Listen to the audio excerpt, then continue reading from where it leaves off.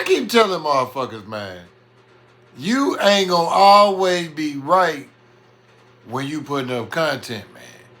But you can't get on this motherfucker and not point the obvious thing out to a motherfucker, man. You gotta point out when a motherfucker do stupid shit, man. You gotta point that shit out, man. You can't sugarcoat that shit. You can't say nothing but the truth, man. And ASAP Rocky lost his motherfucking marbles, man. Dude, I don't know. You hear all type of bullshit in my comments where some people say he worried about Chris Brown and worried about other motherfuckers. That's a theory that he might be thinking that if he gone too long, Riri might run off again, man.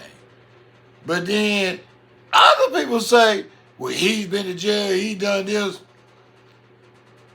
Why the fuck didn't he take that 180 days knowing that these folks had surveillance tapes, man? They got surveillance tapes. And his whole thing is he gonna scream out, well, I didn't do it. What I had in my hand was a prop gun. Then they say, let me see the prop gun, ASAP Rapper.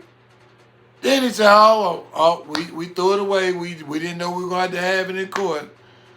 Then they say, we got your surveillance. He said, oh, yeah, that ain't me. Then they got witnesses that don't even got nothing to do with them and say, that was him, man.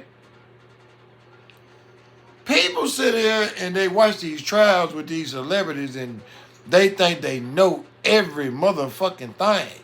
When the obvious is right there in their face. Right there in their face. If a motherfucking judge tell a motherfucking defendant damn near get on his knees and beg that man to take 180 days in jail, it was the reason why, man.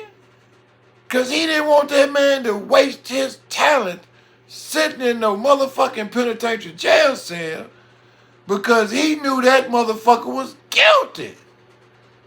Y'all folk don't see the fucking back and forth, the text messages and all the things that went on between ASAP Rocky and Real. Yeah, Real was trying to extort ASAP Rocky, but ASAP Rocky should have paid that fool, moved on about his business. I paid somebody to go and move on about his business. But he chose to go the foolish way and go to trial, man. Knowing that he didn't stand a motherfucking chance in hell. In hell, man, dude didn't stand a chance. And all you people talking about, oh, you ain't watching the trial, man, I'm watching that motherfucker normally. And I see a motherfucker going to prison, man. I see a motherfucking defense attorney that was so desperate that they thought bringing Rihanna in there was going to sway the motherfucking jury.